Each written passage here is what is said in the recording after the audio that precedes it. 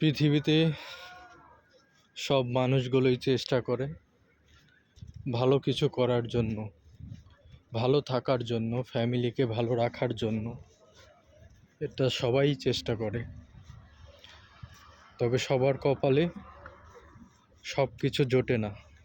আমরা দেশের বাইরে যারা থাকি তারা খুব ভালো করে জানি যে আমরা দেশ থেকে যখন, বাড়ি থেকে যখন বিদেশে চলে আসি, তার 3 বছর 4 বছর পরে যখন বাড়ি ফিরি, তখন শুনতে পাই আমাদের প্রিয় মানুষ, আমাদের বাড়ির আশেপাশের কিছু লোকজন, যাদের সাথে সকাল হলেই দেখা, গল্প আড্ডা, আজ তারা নেই।